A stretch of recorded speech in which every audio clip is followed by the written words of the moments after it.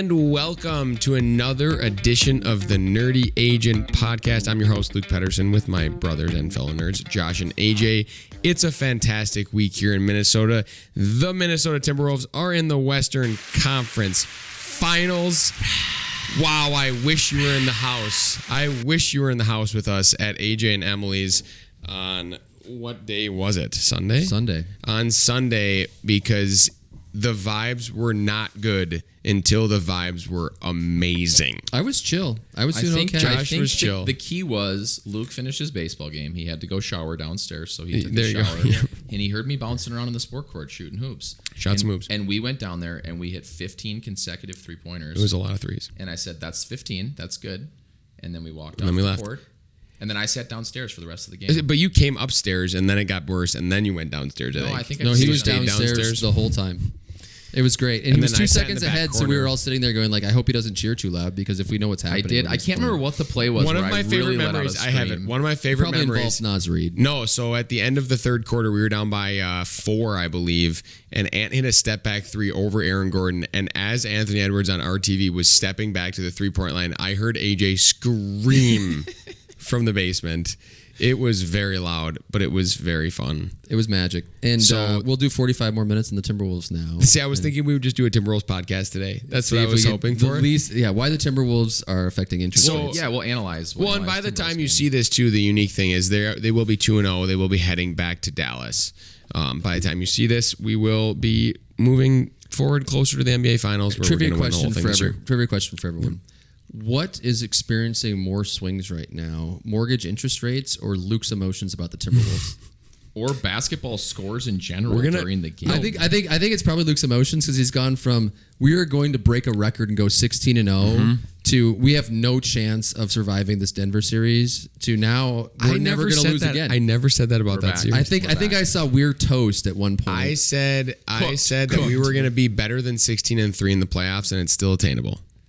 Yeah, no, but then after they lost 3 in a row, I'm was pretty bad. sure you said you were We need on to make the an adjustment. doorstep. I said we need to make an adjustment, but then they started doubling semantics. Jokic. Luke. We can't be better than 16-3. We can only be 16. At least It says go 16-3 for it. or better is what I had said. So we can do that.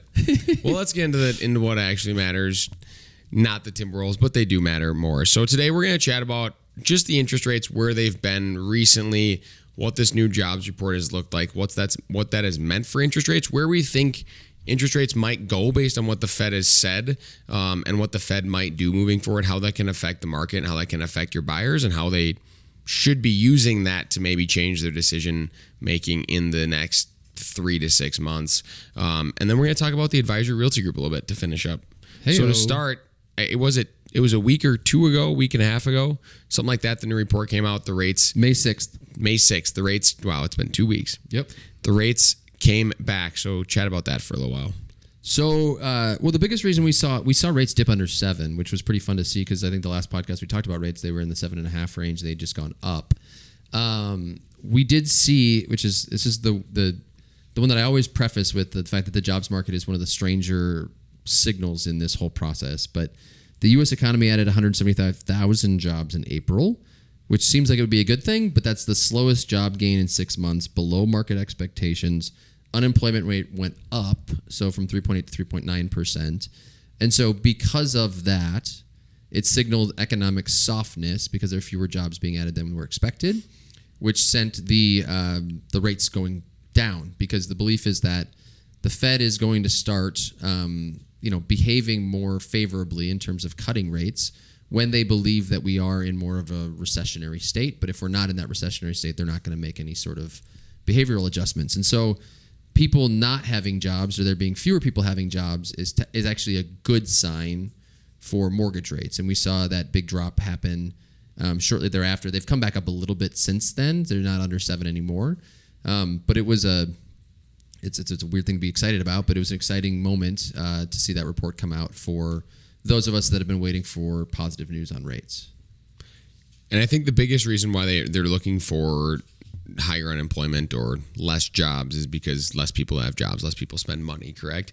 More money circulating causes inflation to go up. The thing they're looking for is inflation to go down so they can hit whatever they call that soft landing to be. And the easiest the easiest way to avoid the wage price spiral is to have less people with jobs, right? So the wage price spiral is stuff's more expensive. Employees ask employers for more money because stuff's more expensive. Employer spends more money on salaries. Employer raises price of goods. And then the same thing happens in perpetuity. So if less people have jobs, there's less opportunity for that to happen. And there would be a growing sense of competition for employees for the jobs that are available out there. And so there's less opportunity for them to say, inflation's really high, I need more money, right? So there's this macro that feeds into this micro level that causes this kind of phenomenon to happen. And to Josh's point, when the unemployment ticks up, it's a weird thing to cheer for in the real estate industry because obviously we don't want people losing their jobs or to be unemployed. But it's been historically very, very low for, 18, 24, 36 months. I think we topped out in 2008 at like 9% unemployment. Does that sound about right, guys? I'd have to check you there. I can get a look at it. It was about double, I think, of what it is now, and so then that leads to, wow, nobody has any money. Like the wages are going to be lower because there's 8% of people are looking for jobs rather than 4%, and that tends to lead to an outlook of, hey, inflation's coming down, Fed's cutting rates. Mortgage rates go down. 7.3 was the highest in 15 years. So that was 2008. Which would be about double. Roughly double, for sure, of what it had been. So if we continue to see the unemployment get to 4% and maybe even roughly higher, you'll continue to see those treasury yields drop. You'll see mortgage rates go down, and then we'll see what bloodbath ensues. What's really funny is. We've talked about it before, is the shelter pricing is what's primarily causing the CPI to be high. And the Fed doesn't quite know if they want higher mortgage rates because that would lead to potentially a slowdown in shelter pricing, or if they want more unemployment to signal that the market is softening, the whole economy is softening, which then leads to lower mortgage rates, and then what happens to housing prices and shelter prices. So it's a little bit of a catch-22 when they only have a couple of levers to work with. That's the one piece that I'm going to be curious to see what they decide to do, because one would think that if these reports start coming out pretty favorably, so like the CPI comes out pretty good, the PPI comes out pretty good next time, whenever that is, will they then start to signal that they will start cutting that overnight rate, or are they going to hold it? Because the second those come out favorably, we're going to see the secondary market react and the margins are going to get smaller again, right? So then the rate's going to go down before the Fed even cuts.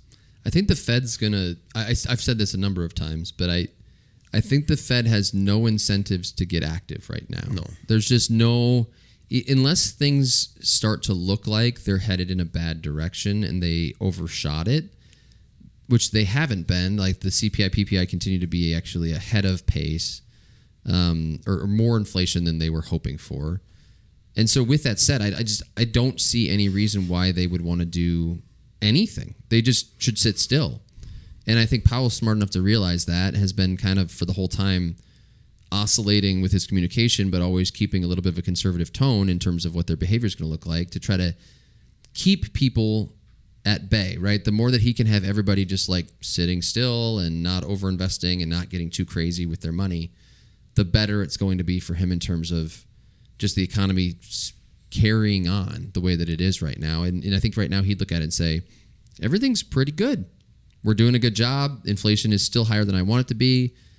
Housing pricing is high, but I think, we've talked about this a number of times. If you look at housing pricing, you're not going to solve that with interest rates.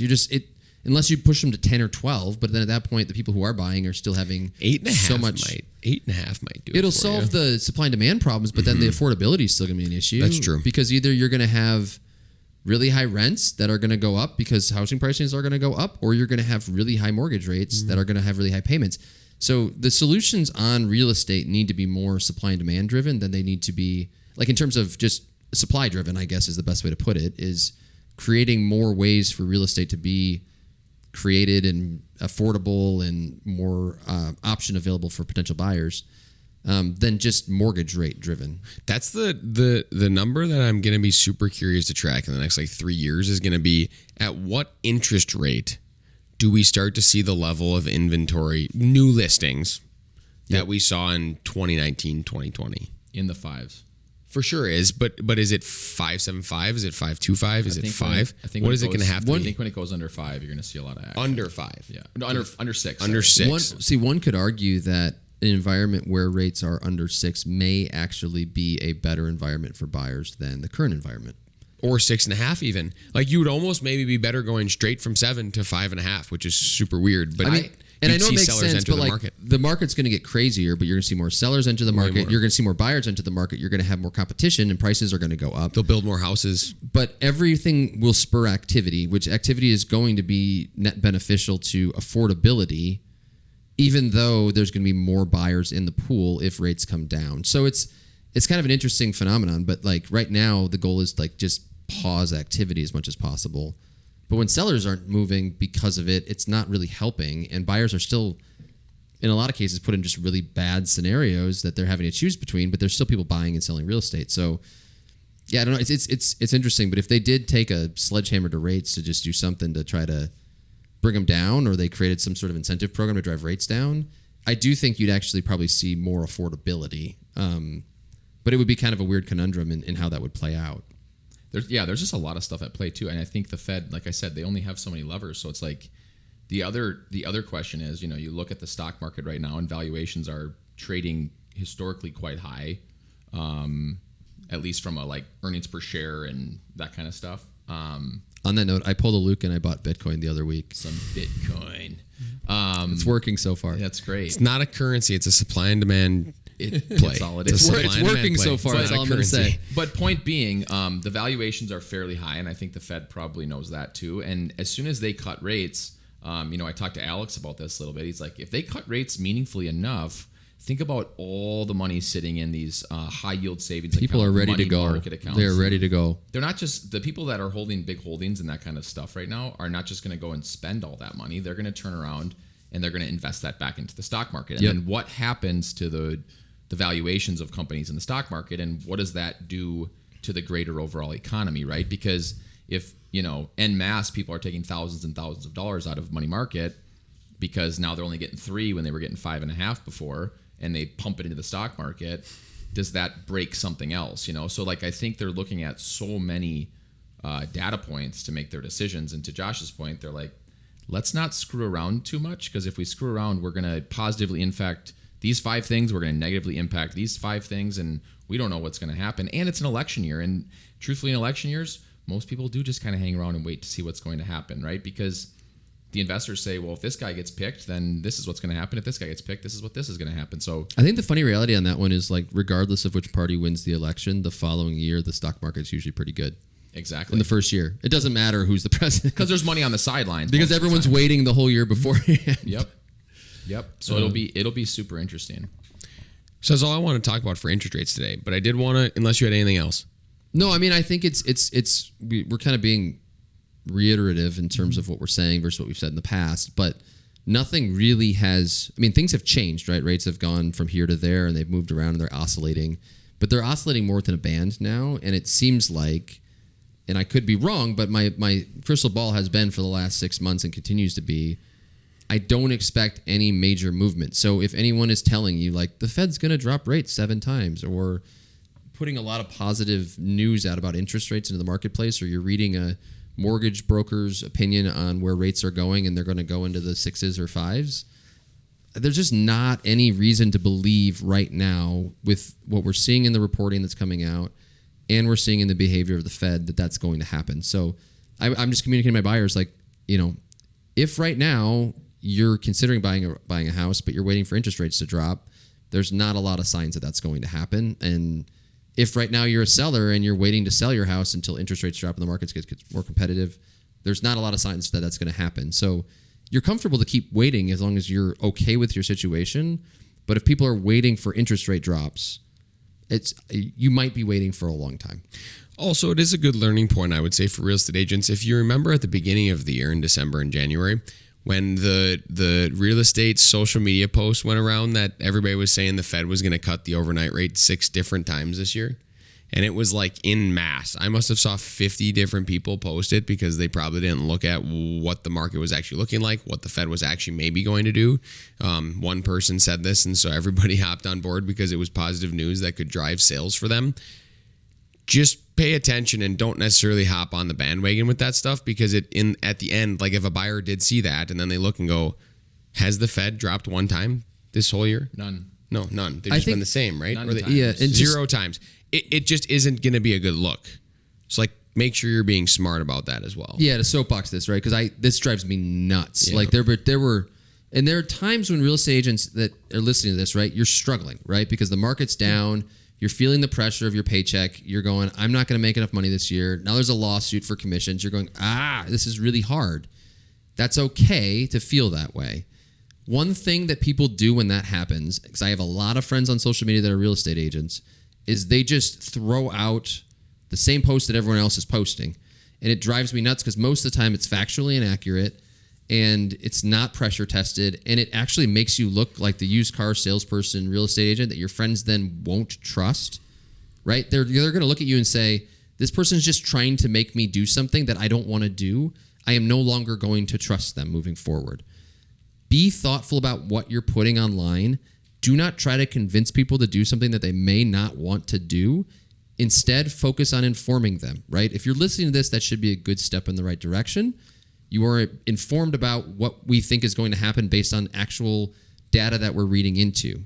But if you just see someone post something and you just are like, I'm going to repost this because it helps me look good as a real estate agent, do some research on the front end before doing it and make sure that it's factually accurate and that it might actually happen. Because when it doesn't, people are going to go back to that and be like, yeah, this person just was spouting nonsense. They're not actually a good real estate agent. They don't know what they're talking about. And for what it's worth, maybe somebody will go to a car dealership and buy a car that they shouldn't buy. Most people aren't going to just buy a house. So just saying that stuff to try and get people to transact, they're just not going to if they don't want to. And if they buy a car they didn't want to buy, they're not going to be happy with you afterwards anyway. Yeah, but they're never going to go back to that dealership again. Exactly. This is a great transition, though, Josh, talking about agents out there that are struggling, maybe not having as many sales, because we did want to finish up by talking about our team, the Advisory Realty Group. We don't like to plug this very often, but we are in kind of a unique position right now. I think we've talked about Zillow leads before, how we have Zillow leads on this team. We had a recent increase just based on our success on their program.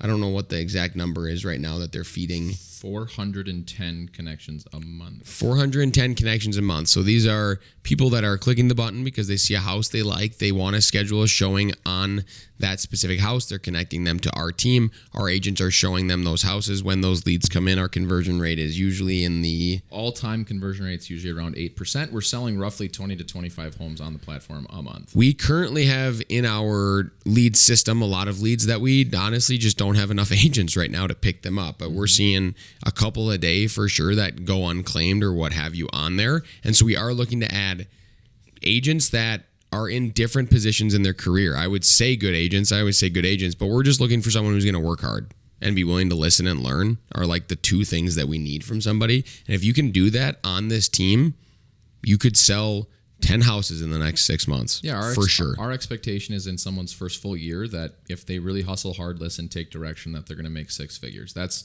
really what we strive for. And one big thing, and not that this leads to six-figure income, but one big thing that we track is how many agents on our team are selling 10 or more homes a year. So roughly one sale a month. And that has increased by 20, 30% every single year. I think 2 years ago it was 12. I think this year it's going to be about 20. So we're trying to get that per agent productivity up by supporting the agents, showing them how to add value for their clients, but also just giving them fresh, ready, willing opportunities through the partnership that we have with Zillow. So if you are interested in even just having a conversation, coming to a team meeting, we meet on Tuesdays and Wednesdays at 10 a.m. at our office here in Hopkins. Or if you just want to have a private conversation, you can text message me 612-229-7927. Shoot me a text. I'd love to chat with you. We'd love to, connect with more agents in the marketplace, whether it's just networking or looking for new opportunities. What's our Instagram handle? if you wanted to just follow us on Instagram so you could learn more about our team before you text AJ, the Advisory MN at the Advisory MN on Instagram. That's a great place to learn more about us and get an idea on kind of what our culture is like as well. Exactly. Yeah, I think two things. One, I just got on my soapbox about how I hate when we try to sell things, right? Like as real estate agents. That difference here is I do feel like I've looked at what other teams are doing. I've seen enough about what other people experience in those environments. This whole structure is built around the concept of, yes, the Zillow leads are a great reality, right? If you're struggling to have clients and you need a client, you have access to clients immediately. So that's an automatic win for anyone who comes aboard. But more than that, our goal is always on trying to help agents build sustainable businesses. We actually don't want our agents to be stuck taking Zillow leads forever. The goal is to come in, learn how to do this job really effectively, coach, train, develop. We have a full onboarding process. Give you some reps with leads that are not your best friends, that if you're not good at this job yet, you're not going to just disappoint your best friends. And then build a network and then learn the follow-ups after a transaction is closed, which is one thing that I just feel like agents are terrible at. To ensure that you continue to maintain relationships, you showed a ton of value on the front end, you helped them get what they wanted, you stayed in touch after the fact, so that you are the first call for their friends, their family, them when they choose to sell that house and buy another house. We want agents to build sustainable long-term businesses, and that's been the goal. Is the team was started not to make money. The team was started to help agents have successful careers in real estate. And so I think that's something that really sets us apart. But it's I think important to do. Second thing is I think we have listeners outside of Minnesota, so throw this out there. Once again, our goal is move to help. Minnesota. No, our goal is can't say the word to Minnesota. Yeah, Anthony Edwards. I mean, I think we've said this, but like our goal has always been to be helpful, and so we have a number of different teams that we've connected with across the country that aren't going to be on our team, but if you want to know more about how we do things and how we think about things and what we can provide and ways in which you can run your team more effectively, like reach out. We're always here to help people. That's always been our goal, and that's turned into positive results. My last plug here is, statistically speaking, we are the second highest producing team at EXP in Minnesota, on pace for right around 500 sales in 2024. And we are top 50 nationally at the brokerage, a brokerage of 90,000 agents. So not to toot our own horn, but we aren't quote unquote super small anymore.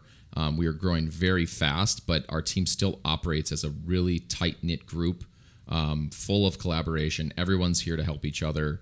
And the proof's in the pudding with a lot of the agents that have been in the field for a long time, or those that are brand new. Like, a lot of folks have found a lot of success here, and I think are very happy producing and creating opportunity for their clients and for their families.